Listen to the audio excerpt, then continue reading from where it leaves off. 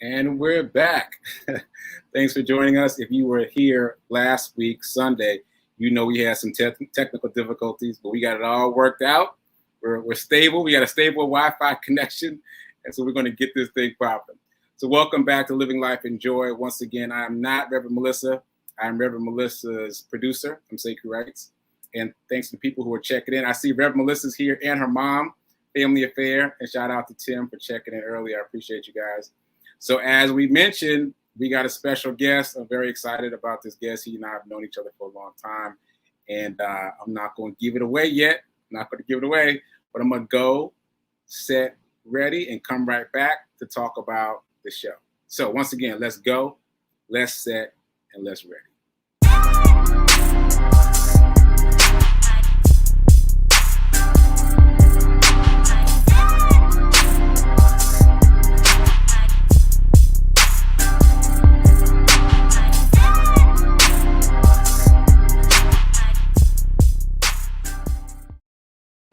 Okay, we're back, ready to rock.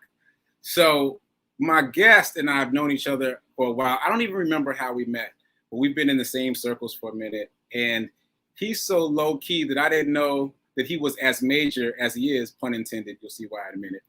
Until much later, because like he's just like really chill about how he moves and how he rolls. But my man is a celebrity photographer.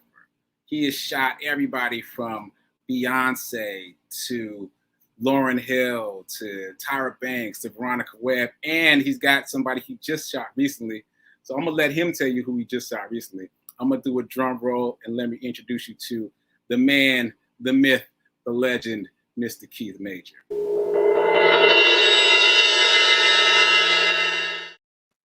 What's up, sir? Hey, welcome, hey. welcome. I think that's welcome. my first drum roll. The first of many. The first of many. You deserve drum rolls all the time. Thank you. So tell us about this celebrity you just shot recently, and tell us that story. I just recently shot Jennifer Hudson for the new ebony.com. And it's getting rave reviews. I can't remember a time where I had so much love from a project. And it started on set. Jennifer's people were like, "Wow, you're amazing. She looks amazing. He's really good." And once we dropped it with Ebony, we've just been getting rave reviews. Everybody's been getting a lot of love, and it seems like everyone that I've known in the business has reached out to say, "Hey, I love that work." So it's a good time. Yeah, it looks really good. As you saw, I was putting up the photos as you were talking. Yeah. Put them back up in case you have some stories you want to relate about these images. But this is the cover shot of Miss Hudson, and that's an epic shot. And yeah, thank you. This one is stunning as well. Yeah, great stuff. Yeah, it was the fashion issue, so we went a little aggressive with the fashion. So it's not your everyday, wearing kind of gear, but very couture, high fashion, and just fun, but also paying homage to Aretha Franklin, the role that she's playing, because Aretha also, would wear a lot of high-end fashion. And if you're not familiar with that, just Google her and check out all the old photos of Aretha, and you'll find that she's in fabulous outfits, man, like totally cutting edge stuff. So, yeah, and I actually had a chance to photograph Aretha years ago. You did? Ironically enough, it was for Johnson Publishing was the owners of the Ebony and Jet titles at that time, and I photographed her for Jet magazine, little Jet. Wow. Yeah. That's full circle. That's really full circle. It really is. Yeah. It's funny. I actually haven't talked about that part until now. I remember I thought about it a lot when we were shooting, Jennifer Hudson. But yeah, it was a real interesting experience. Look at that. We got the exclusive, y'all. We got the exclusive. Yeah, and we should connect the dots for people. So you were shooting Jennifer because Jennifer is playing Aretha Franklin in the current movie. Yes. She's playing Aretha Franklin in the current movie. She does a hell of a job. And yeah, so she's it right now. Yeah. Jennifer's doing her thing.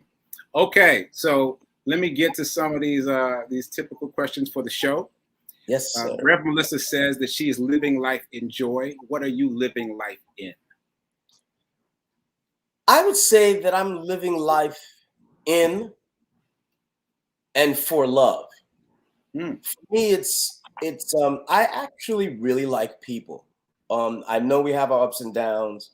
You can't get along with everybody always, but I try my best to get along with people,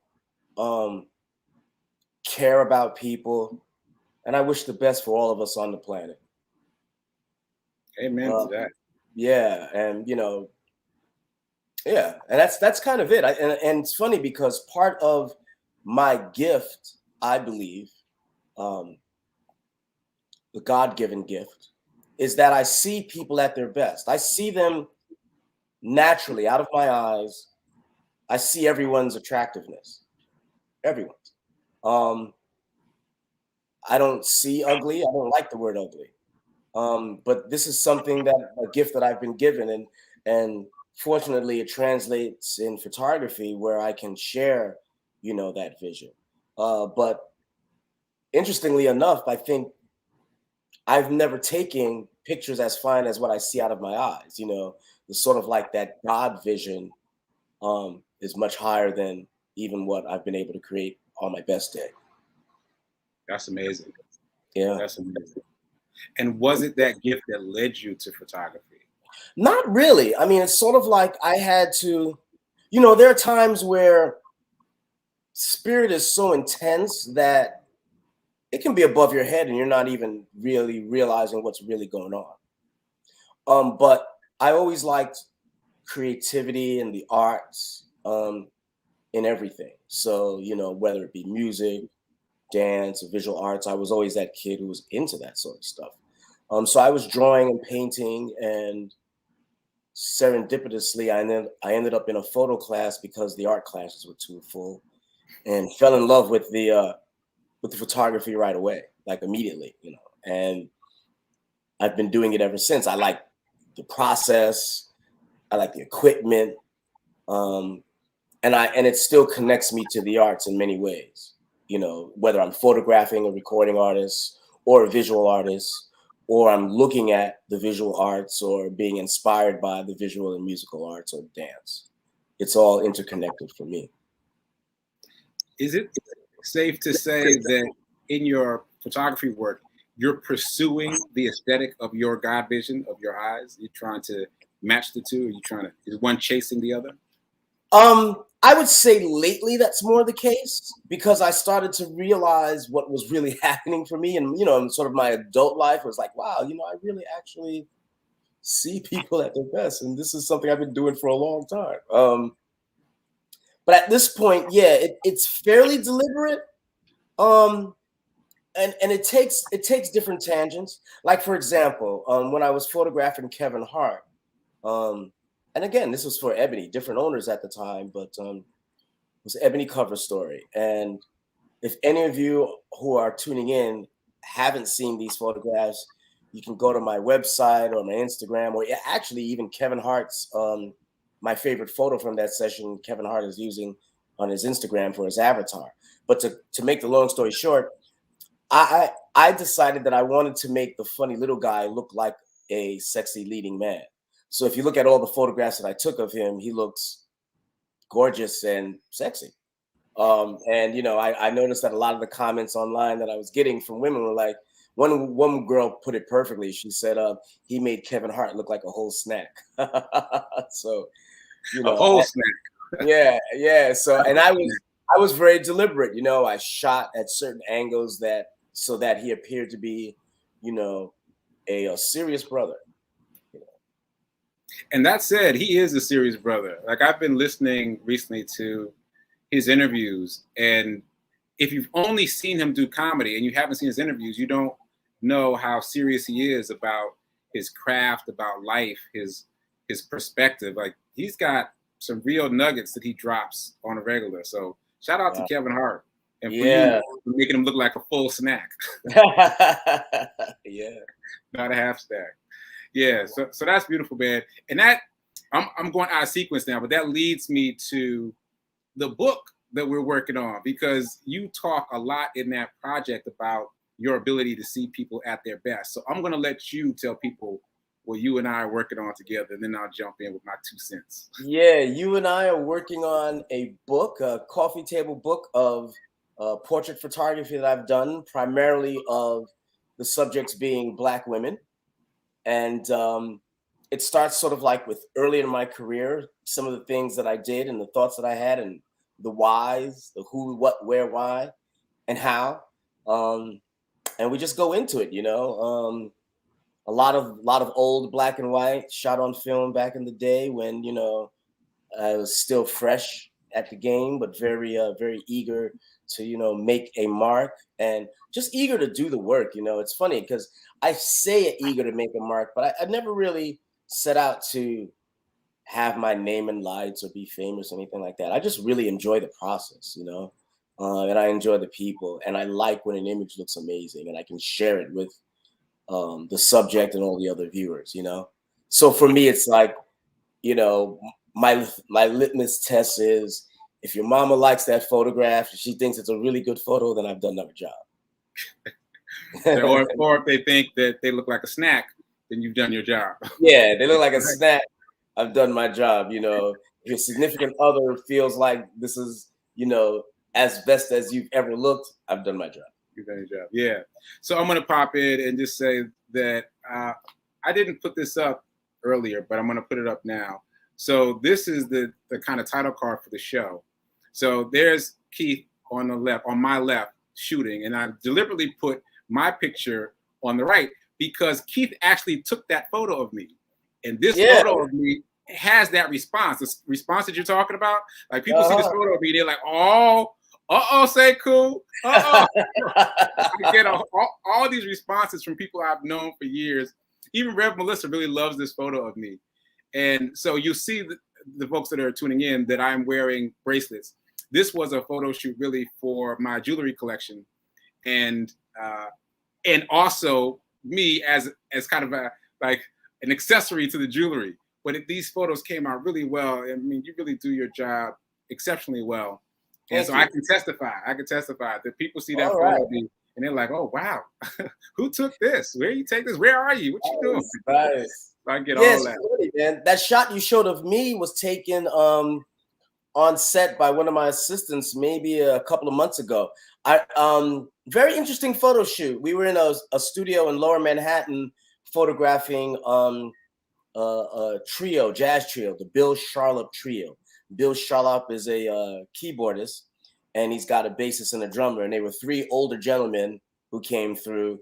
So it was a very, very cool, chill day.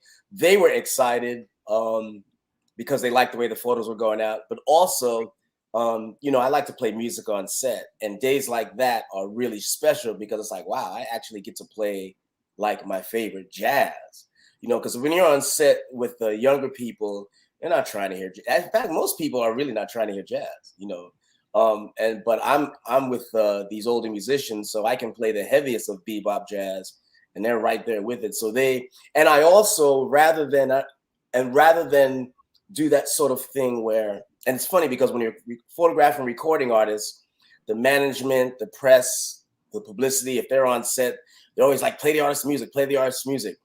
And they don't realize that the artist has been working on this music for maybe a couple of years before it's been released, and they're tired of hearing it. So they always come to me and whisper like, "Can we put on something else?" But what I found was a neat trick that works for everybody, including the artists, is I will mix their tunes in with the playlist. So I think they had about 8 tracks, and I mixed them in with the other jazz tunes. So every now and then they'd hear their tune, and then they'd hear, the Rassan Roland Kirk, or they'd hear their tune, and then they'd hear the Coltrane, and it just kind of worked out.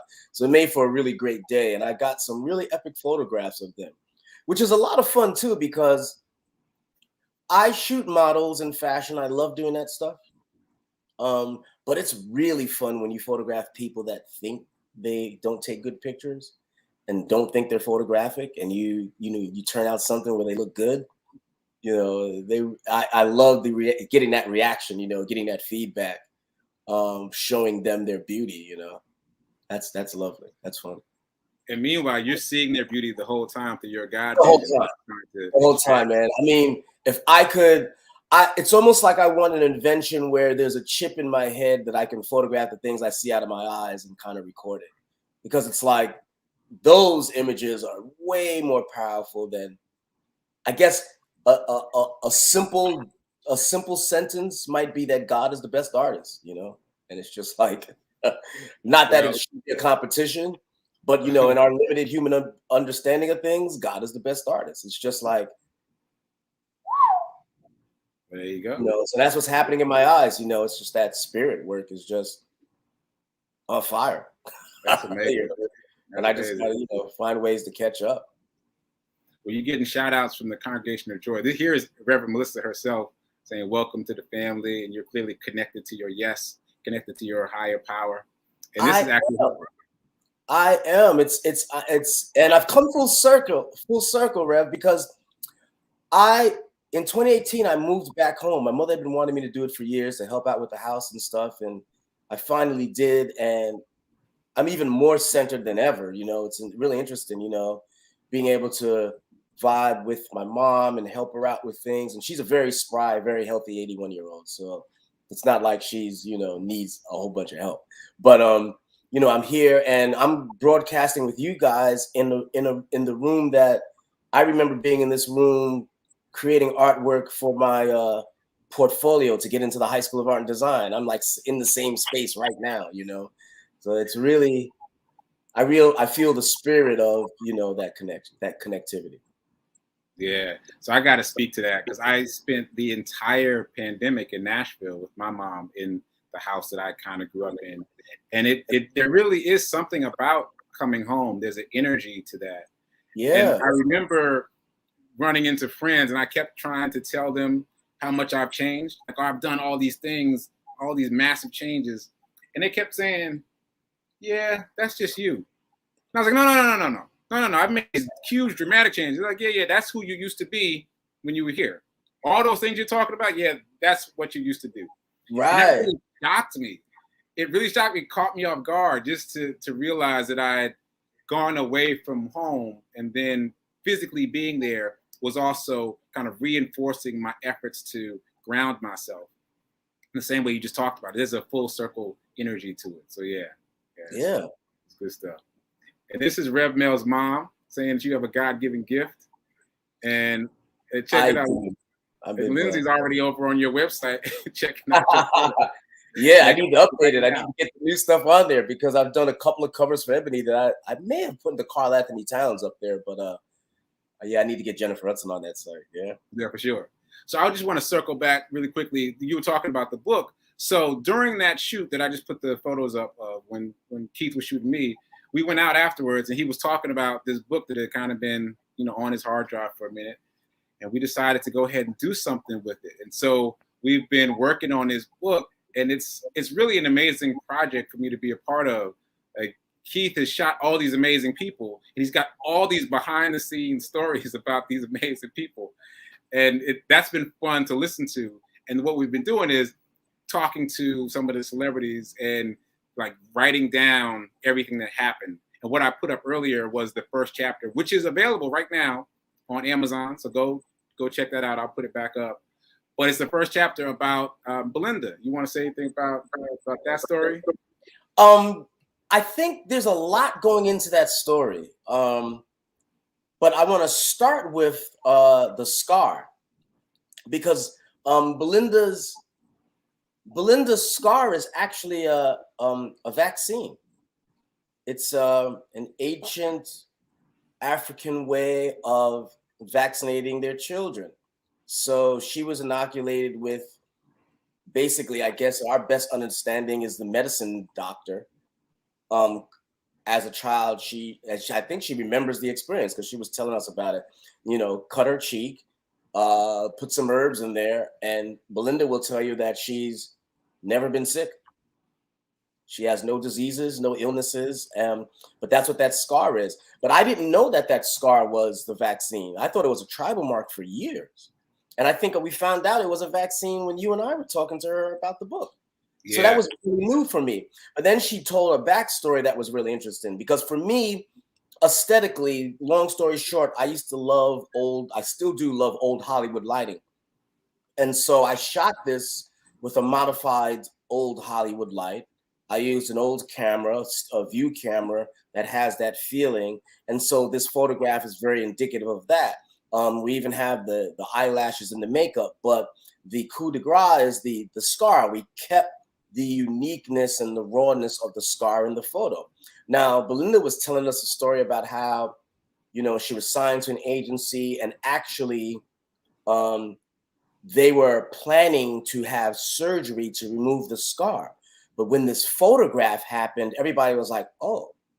And they started sending it out, and she just started working. And people were requesting Belinda with the scar, you know. And so that photograph was able to illuminate her uniqueness, because some of those scars and imperfections, for lack of a better word, that we may have tell our story, and sometimes they are the thing that separates us from the next person and makes you unique. So Right. It's always those things that separate us yeah, from the next person, right? That's the way the world works. And what a won't he do it story for her? Like here she is trying to gather her money up to have this scar removed so that she can have a shot at a modeling career. And the thing that she thinks holding her back is the thing that makes her. That's an yes, amazing story. And I'm going to yes, use yes. that Unfortunately, as a yeah, and fortunately, I was able to capture it, because that was a time where it was difficult for a lot of Black models to get the kinds of photographs that really showed off who they really were, and so I was blessed to be able to light our people very well. And so, she was able to get the kind of photograph that she was not going to get, with the European sensibility, because they're just not really, they're just not seeing it the same way. yeah. So I'm going to use that as a segue. That sounds like a won't he do it story for her. What about a won't he do it story for you? Like where's the divine providence in you and your career? What stands out for you as something that really came together? It's funny. There have been so many times, and I think that what I began to notice was that as I matured, the community became more important. And when I say community, I mean the human race. And so I began to realize that when I'm on set, I like to navigate my set in such a way that everybody has a voice. My sets aren't very stuffy. They're very kind of loose, and everybody's like, wow, this is a nice day. Because I don't like to play, don't talk to the photographer, and keep the politics all. There's a certain way that the sets work sometimes. And I kind of am the antithesis of that. I want everybody to enjoy the day, because I realize that it takes all of us to make that engine go. It wasn't just me in the room making those lovely Jennifer Hudson photographs. And what I've also learned is that it's my job to do my job, move this ship forward, do the things that I'm supposed to do.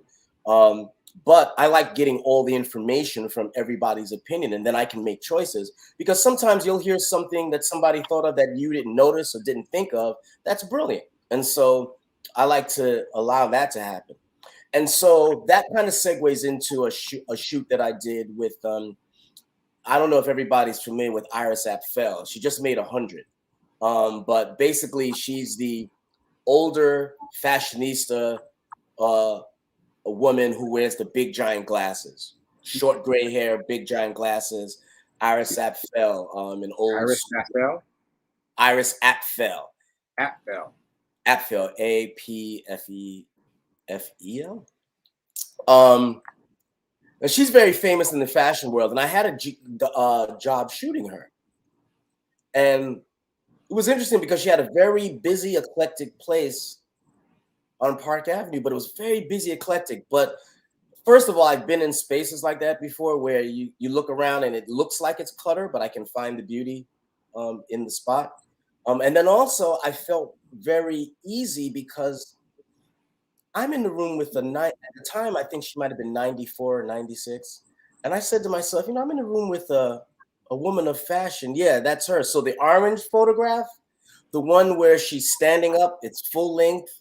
It's one of the ones in between the 99 green. Yeah, the one that you're pointing to, that one. That's one of the shots that I did. And it actually was featured on Instagram last week. Italian Vogue reposted it in celebration of her 100th birthday. But I think what made that day special was I realized that this woman's, in her late 90s, and she's been doing fashion probably longer than I've been alive. And so all I really need to do is, set up my best situation and then check it with her. Like, what do you think of this? And she might make a comment here or there. But we got brilliant stuff. And it's funny because at one point the stylist on the job was getting into it with her because the stylist wanted to do her thing. And I'm thinking to myself, why are you even bothering? Like, you're a 30-something-year-old kid, and A and B, these are her clothes. And C, she's been doing this like twice as long as we've been alive. So it's like,